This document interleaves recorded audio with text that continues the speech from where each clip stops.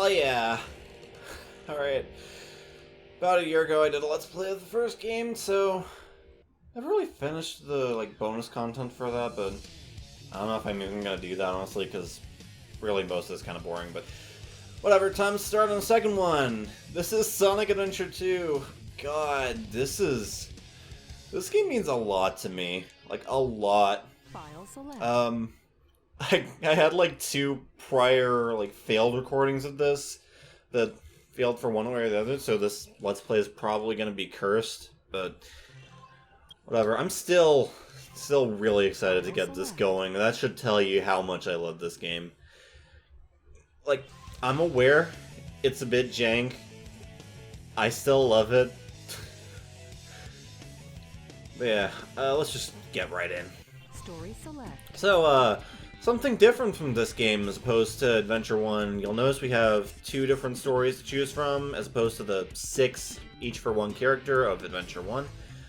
We have the hero side, which is Sonic, Tails, and Knuckles, and the dark side, which is Eggman and 2 other characters that you all know the names of, but I'm not going to say them, because, I don't know. We'll just have to see.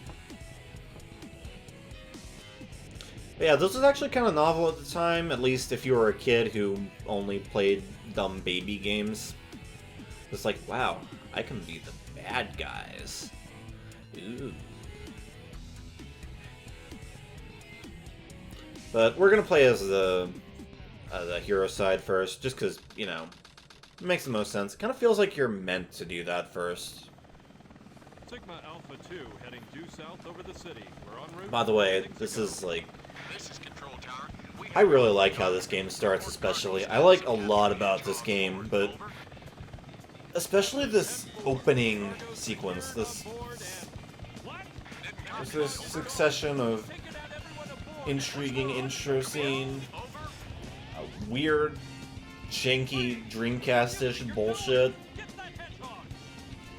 opening level, and just all that jazz. Everything from here to the end of this video is just excellent. I can't do the chef's kiss thing without wanting to kill myself, or else I would do it. Anyway, get ready for some good-ass shit. Attention all units. Suspect seen heading south. Block all major roads and capture the suspect.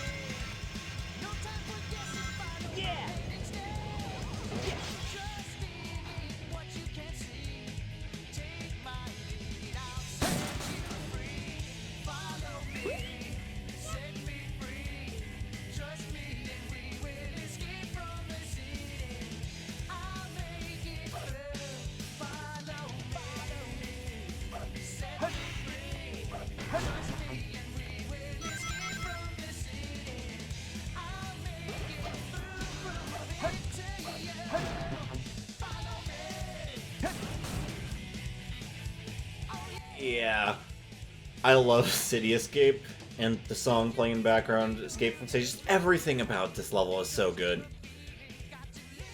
Emerald not work. I'm not gonna make you listen to the whole song before I start talking, because that would be insane. But yeah, also, check it out, Challenge Space 2, sequel to the not real movie from the first game. For some reason it's direct to DVD, I guess. Maybe Challenge Space 1 didn't do too well, but oh well. But yeah, Sonic Adventure 2 controls in a lot of ways and plays in a lot of ways the same as Adventure 1. But it differs in a few different ways. Sonic controls a little bit different. He does these little flips if you press a jump button off a ramp, and it's cool. And also playing SA2 is habit forming. So yeah. Keep that shit in mind. Yeah, you'll notice I just picked up a thing from a box with like a Chow insignia on it. Sonic Adventure 2 doesn't have world maps like Adventure 1 did, so it's just like a straight succession of like, you beat one level, bam, you're into another one, after a bit of cutscenes anyway. But yeah, I like that a little better. I feel like it keeps the pace of the game a little better, all that jazz. But yeah, as I was saying, Sonic controls a little bit different in this one. Notably, he has the ability to grind on rails. He didn't have that in Adventure 1, but it's totally radical, and I think this came out in the post-Tony Hawk world, so I imagine that probably had a bit of an effect on it.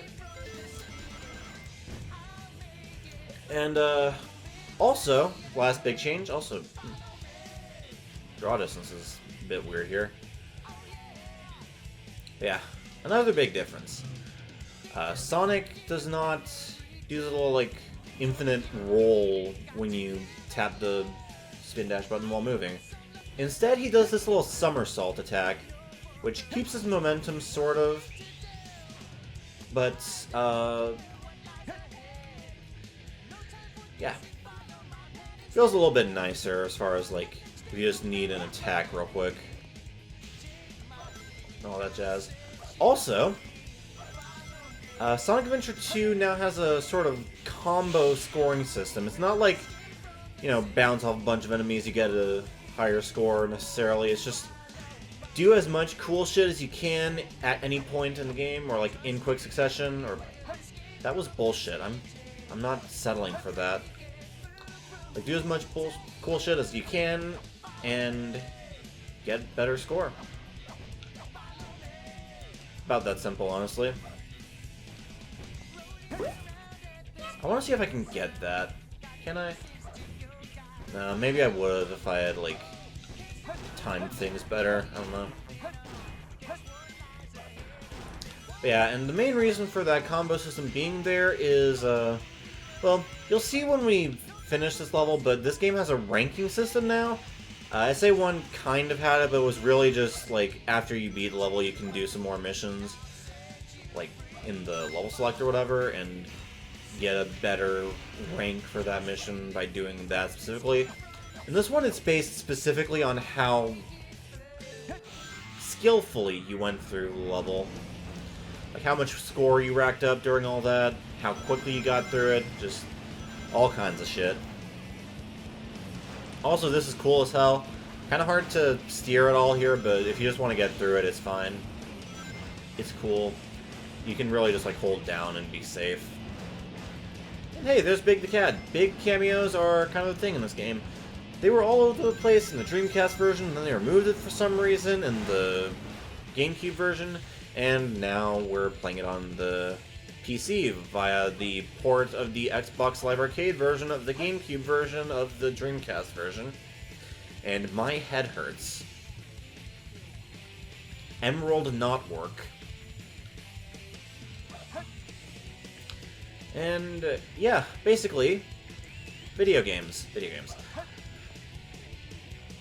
They're back in, because of all that. And that's cool. What else do I have to explain? Oh, yeah. The ranking system is basically just for show. If you get all of them, you get a special bonus.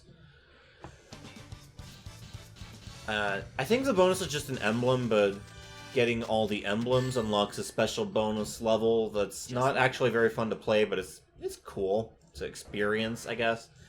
And we did kind of poorly there. I'm not going to be going for an all A ranks run or anything. I'm just going to play my way and all that. And yeah, because we finished the level with the Chow Key, we can go into the Chow World. But we're not going to do a whole lot in here. I just wanted to unlock Sonic for when we go into the Chow World later on, because I do want to show that off later. Because I spent a hell of a lot of time in this game's Chow Garden as a kid. Like, a lot of time. I remember being really disappointed when the Chow Garden Adventure DX, which I played after this, wasn't as fun. But yeah, here's our first boss. This boss is kind of a joke, and it's also extremely easy to cheese. I say after I whiff the first hit. But yeah, some people, when trying to cheese this boss, will, like, they'll try to homing attack onto his cockpit. Don't do that. It makes it really easy to accidentally get hit by it. But yeah, this is a 4-hit boss, so I'm going to do the first 3 hits how I usually cheese it, by just, like, jumping at him. And for the last hit, let's just get rid of this. And I'll do this last hit the proper way, because this is what you're supposed to do. It just takes a while. Because you kind of just have to dodge his incredibly easy to avoid attacks until eventually he just kind of gives you a gimme. I don't know, I kind of wish the cheesing strat was the proper way to do it. Just because, you know, this way it's... I've complained a lot about 3D platformer bosses, but this is a really boring boss, just in general to me. Also, if you cheese him for the last hit, you'll see that the pilot's actually still in there. So, yeah. He's fucking dead.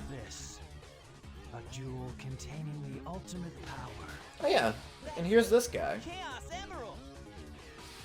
By the way, we're gonna see some, well, we're seeing a few, interesting things this game does, I guess, here. First thing, the volume mixing, like just the mixing in general is atrocious in this game. I have a mod to fix it, and even still it's kind of bad. Yeah, I am playing this game mod. I don't have a whole lot installed, but I have a few. Just for, like, little quality of life things. Yeah, you're also seeing the weird animation choreography. Because this game was motion captured, not very well, but still. And you're also seeing the characters talking over each other, sorry, constantly. Because, this game was made with the Japanese dub in mind, and when they dubbed it into English, they didn't pay much attention to how long the voice clips were, so that happens a lot. Yeah. See y'all next time. All you ever think about is me, me,